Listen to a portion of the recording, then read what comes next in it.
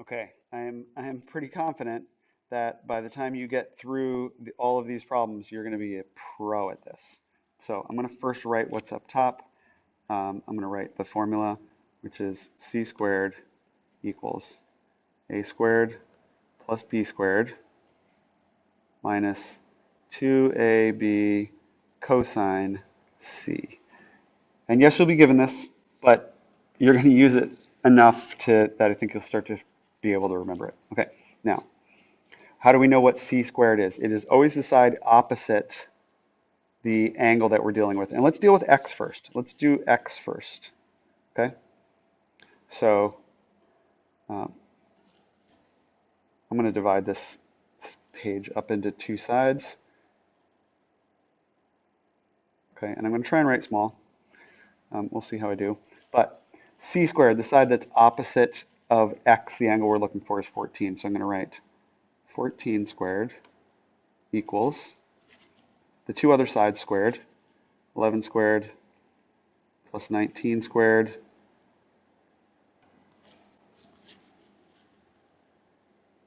minus 2 times 11 times 19 times cosine of x. That's what we're finding. Okay? And then we'll start to use our calculator to come up with these numbers. 14 squared, 196. 196 is equal to 11 squared, 121, plus 19 squared is 361,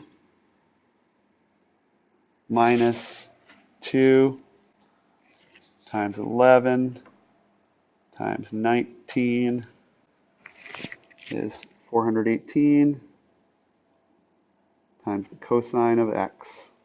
And we will then add the two numbers together that are free to be added together on the right-hand side, which is the 121 and the 361. 121 plus 361 is 482 minus 418 cosine x. We can subtract that amount, 482, from both sides. And then we get 196 minus 482 equals negative 286 there, equals, and we still got that, minus 418 cosine x.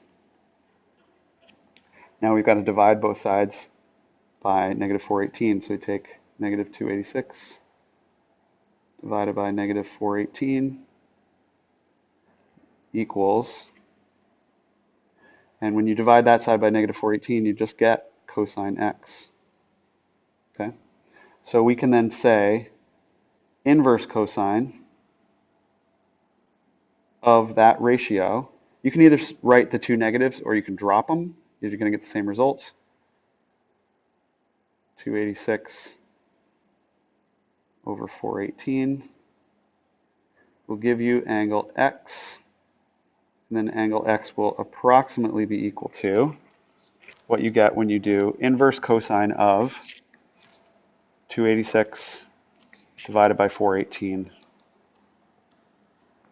and you get approximately equal to 46.82, or, since we're rounding to the tenths place, look up top, the instructions tell us to, we get 46.8. I'm going to trust that you've got rounding from all of the other videos at this point, and I'm just going to round it. That is your answer for x. Cool. Okay. We're going to do it again. We're going to do it again for y. And when we do it for y, let me use a different color here. When we do it again for y, we've now got a different side length on the side across from it. Okay, it is diagonal from side 11. So now we're going to say 11 squared equals, remember we're using it for y now, equals. And now we take the other two sides, 14 squared plus 19 squared minus 2 times 14 times 19 times the cosine of, what's the angle? Y. Okay, and start to calculate it. 121 equals 196 plus 361 minus 2 times 14 times 19, or minus 532 cosine y. We're going to combine 196 and 361 into 557 minus 532 cosine y. Can't stress enough, you're not allowed to subtract 532 from 557. Don't do it. In case you don't know what I mean, these can't go together. You can't subtract them. If you do that, don't come to me crying if you get the wrong answer and you didn't listen to that instruction. But what we are allowed to do is we're allowed to subtract away the 557 from both sides. And we get 121 minus 557 negative 436 equals negative 532 times cosine y. And now what we can do is we can divide both sides by negative 532. Negative 436 divided by negative 532 equals negative 532 cosine y divided by negative 532, or cosine y is equal to 436 divided by 532. Okay? And once you have that, you can then do the inverse cosine.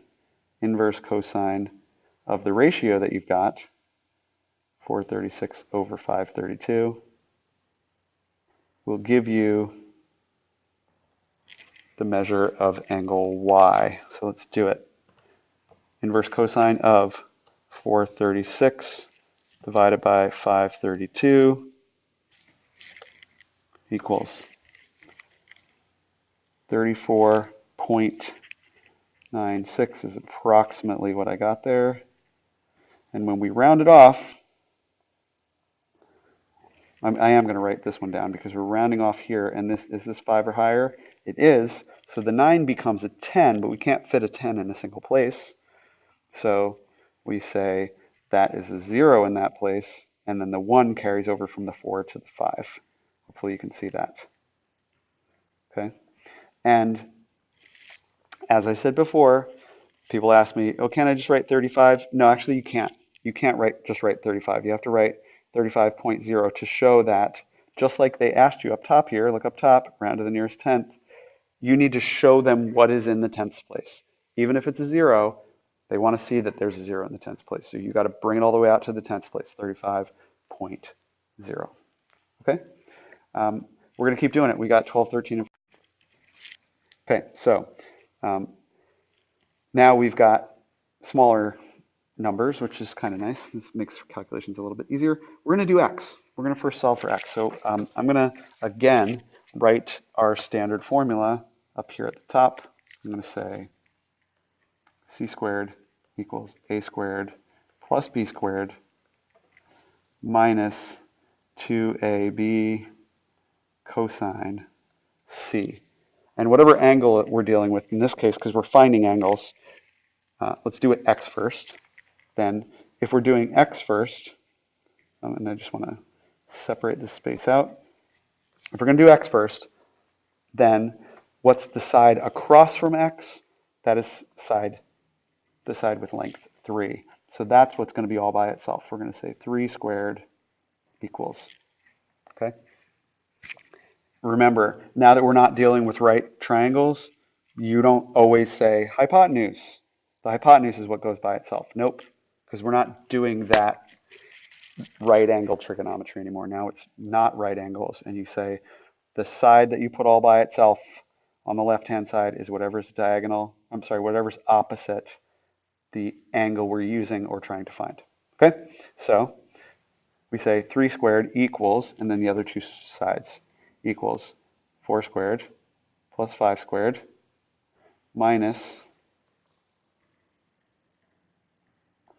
2 times 4 times 5 times cosine of angle x. And then we would just start crunching the numbers and calculating it. 9 is equal to 16 plus 25 minus 40 cosine x. We can combine these two numbers.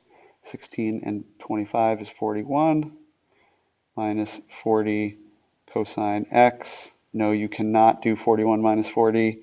Don't do it. If you're not sure why you're not allowed to do 41 minus 40, you should probably sit with me and talk. I'll work you through it. Okay. What we can do is we can subtract 41 from both sides, and we get 9 minus 41 is negative 32 equals negative 40 cosine x. And if we divide both sides by negative 40, we essentially get negative 32 divided by negative 40 equals cosine of x. And then we can say inverse cosine of that ratio. I'm going to drop the negatives. You don't have to, as long as you put them both. You should still get the right answer. Equals x. And since I'm running out of room, I'm going to say here, what is inverse cosine of 32 divided by 40? 36.869. So 36.86 is approximately equal to x, and rounding off, that is 36.9. That 6 in the hundredths place pushes the 8 up to a 9, is approximately equal to x. And that is solid. Oh, by the way, it is degrees. Okay? Great. Let's continue on in that manner. Now, we're doing y now. So what's the side opposite y? That is the 4. So we're going to put that by itself. 4 squared equals 3 squared plus 5 squared minus 2 times 3 times 5 times cosine of y is what we're trying to find now. Okay, and we'll start calculating it. 16 equals 9 plus 25 minus 30 cosine y, and 9 plus 25 is 34 minus 30 cosine y. We can subtract away that 34, and we get negative 18 equals negative 30 cosine y. If you divide both sides by negative 30,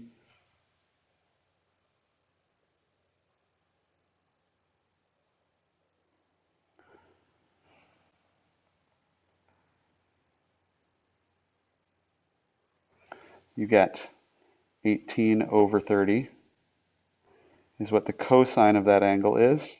So if you wanted to find the angle itself, you would do the inverse cosine function of the ratio. And what do you get? It's approximately equal to inverse cosine of 18 over 30.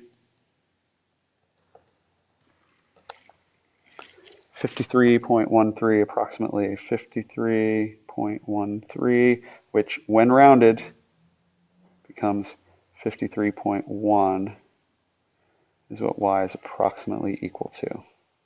Starting to get this? Yeah, it's a bunch of calculations, but you know what? This is the whole idea about calculations. If you just do calculations, if you're used to writing stuff down instead of meatballing it and doing it in your head, which I can't tell you how many times every day I tell kids, stop trying to do it in your head, write it down. Because all of this is something you can totally be good at if you're used to writing your calculations down. But if you're used to trying to do it in your head and you don't like to write stuff down, how are you going to do this? It's far too difficult to do this if you're not in the habit of writing things down. If you are in that habit, then these calculations might be, take a little bit, but you're just solid, right? I'm not looking at the book at the answers or doing any of this. I'm just solving these out because I do it all day long. And so you should also be doing these, not necessarily all day long, but any chance you get to do calculations when you're expected to do calculations, don't meatball it. Don't try and do it in your head because you don't like writing stuff down, because I can just guarantee you're going to be extremely limited in your math if that's the case. Okay? Because this kind of stuff just requires you to be proficient at it so that it all flows. Okay? So we got two more. Let's do the two more. Okay. Now we've got an angle and we're finding a side, and this is actually a little bit easier, and this is why. Okay. Well, the first one, I should say, we're going to be finding the x side first. And let me separate this out. Okay. I'm going to still write the formula up at the top. We're going to say that c squared is equal to a squared plus b squared minus 2ab cosine c. Right? And if we say, okay, well, let's find x first. Okay, so now what we're looking for, and I'm going to do this here on the left-hand side for x. Now we're saying, oh, we're missing a side, the side that is opposite the angle. So that's the side that we say x squared, right? That's the c side, whatever c is. And let's just look at the diagram up at the top here. This little c side is across from big C angle for cosine c. Okay, so since here we have this angle, this is the side, we're going to call that side c, essentially putting it by itself on the left side of the equals sign. So we say x squared equals, take the two sides we know, 80 squared plus 78 squared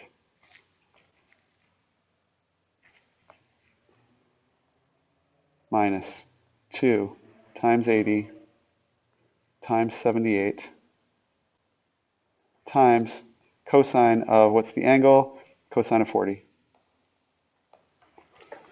And that's all calculatable stuff. We can just type that all straight away into your calculator. X squared equals, you could also just do x equals the square root of. And I'm not going to tell you not to do that. That's not a terrible idea at all, if you wanted to go straight to find what x is. Okay, but this uses the standard formula of c squared equals. So let's type it in your calculator. Type it all in one shot. 80 squared plus 78 squared minus 2 times 80 times 78 times cosine of 40 equals. And what I get is a really big number. That big number is 2,923 point, I'm going to write it all out, everything that the calculator gives me, 76535. Why is it such a big number? And by the way, I should be putting that it's approximately equal to that, because it's not perfect when we use the cosine of 40. Okay, it's that big because it's squared. So we need to say, well, then x is going to be the square root of that number.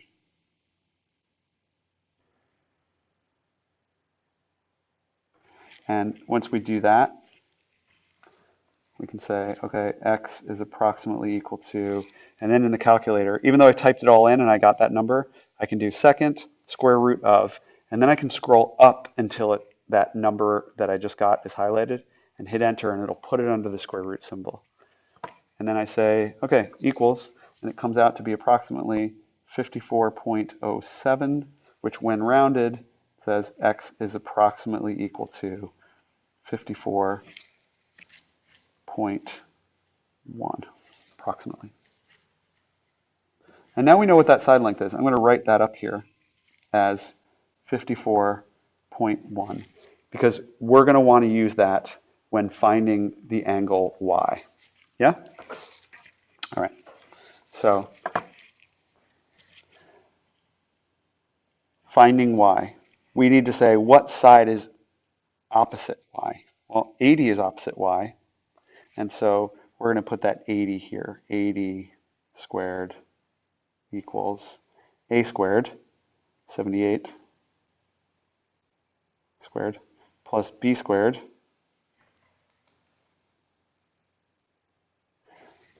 54.1, what we just found, squared. You can see that that's sorry, a little glitch there. It's approximate, so it's not going to be exact, but times 2 times 78 times 54.1 times, and it's hard for me to fit it in because of my controls are in the way, but times cosine of y. And now I'm going to start calculating those numbers. 80 squared, 6,400. 78 squared, 6,084. 54.1 squared, 2926.81 minus 2 times 78 times 54.1 equals, and I'm going to have to write it down here, equals 8439.6 times cosine of y. Okay, and these two numbers can be added together. Sorry, this is mashed in, but it's hard for me to write any smaller than this. You get 6,400 equals, those two numbers added together, 6,084 plus 2,926.81 equals 9,010.81 minus 8,439.6 times cosine of y.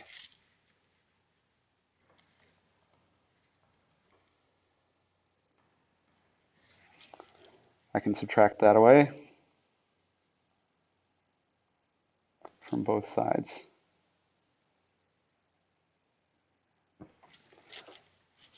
And when I do that, I get 6,400 minus 9,010.81 equals negative 2610.81 equals, what's left here is negative 8,439.6 times cosine y.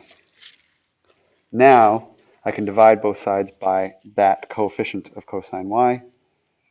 Dividing both sides, essentially doing this.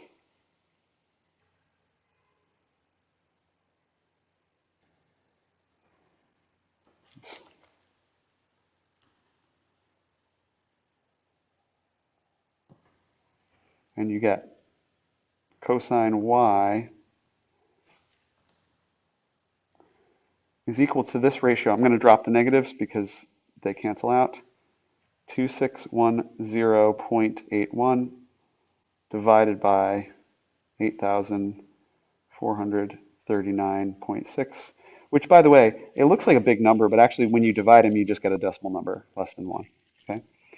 And then we can say inverse cosine of that ratio, 2,610.81 over 8,439.6 is equal to y, the angle y. And y will then be approximately equal to, I'm going to type this in the calculator, second inverse cosine of 2610.81 divided by 8439.6. Close that. And I got 71.97.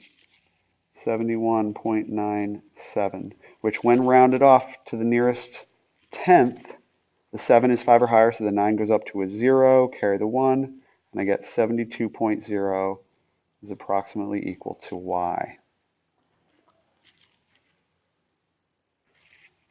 And don't forget, it was degrees, 72 degrees roughly. Okay, here we go. I'm going to divide this off again one more time. Dividing line here. Actually, let me do that again. And the first thing I'm going to do is I'm going to write that formula again. C squared equals a squared plus b squared minus 2ab cosine c. Okay? And let's find that side first. Let's find x first. Do it on the left-hand side here. Okay? To find x, we say, well, that's across from the 27-degree angle. You should be able to see that that's across these two sides, the 9 and the 5 side, make the 27-degree angle. So the remaining side that's not making it is opposite. Yeah? So we say, if that's opposite the angle that we know, that's going to be the one that's left of the equal sign. So we say x squared is equal to, two sides we know, 5 squared plus 9 squared. Sorry, I'm just trying to make this slightly neat. Minus 2 times 5 times 9 times cosine of 27 degrees. And I'm just going to type all that in my calculator in one shot. X squared equals, let's see, 5 squared plus 9 squared minus 2 times 5 times 9 times the cosine of 27. And you get approximately equal to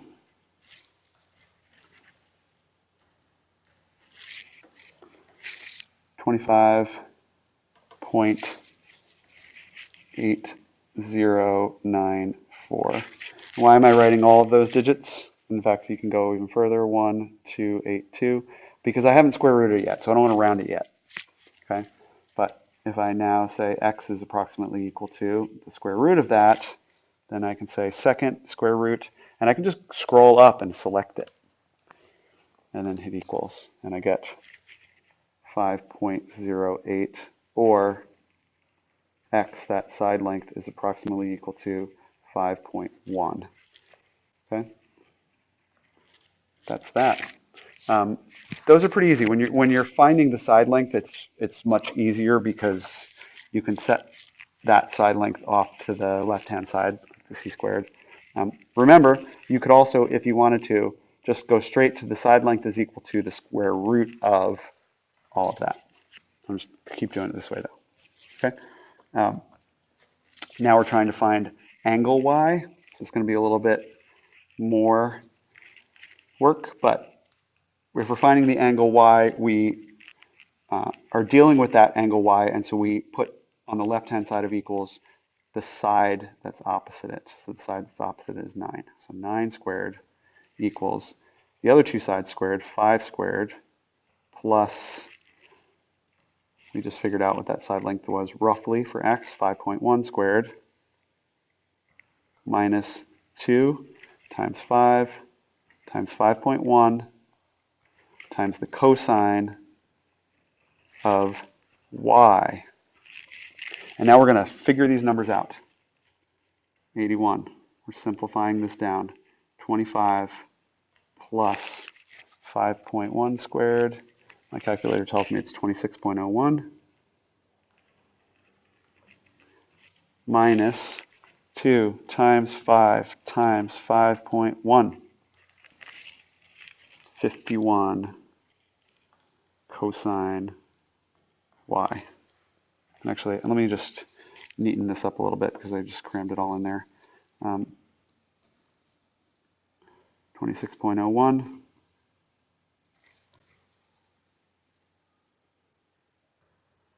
minus 51 cosine y. Just give it a little bit more breathing room.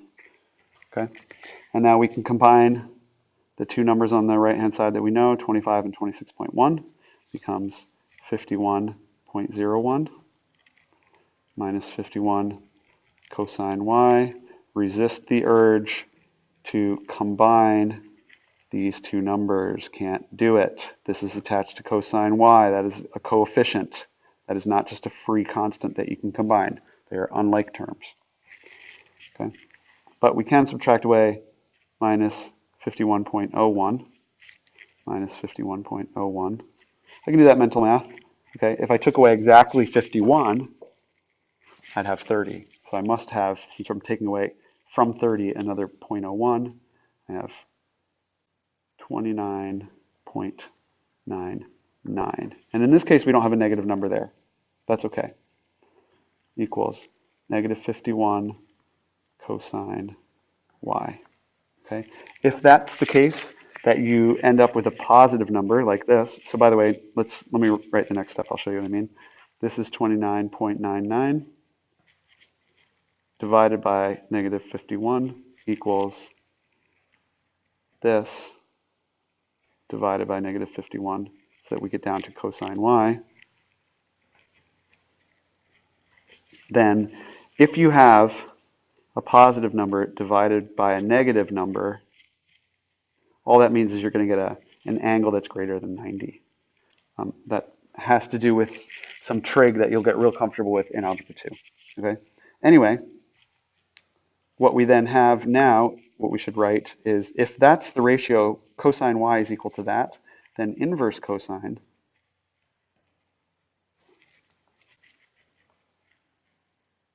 of that ratio, 29.99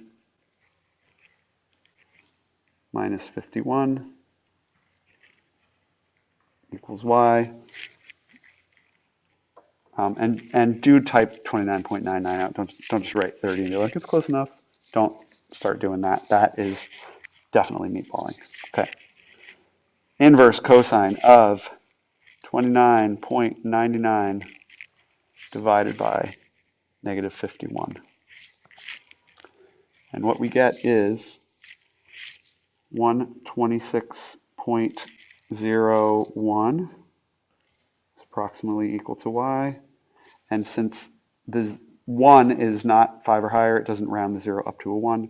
So we get 126.0 is approximately equal to y. And we're done. Sure, yeah, that's a lot of work. I'm not going to lie. But once you do a bunch of them, and I always keep saying this, you do a bunch of them, and it starts to make sense. This is just lots of calculation and getting comfortable with the formula, but the calculations aren't beyond you. And this is all stuff that you can and should do. Okay, good luck.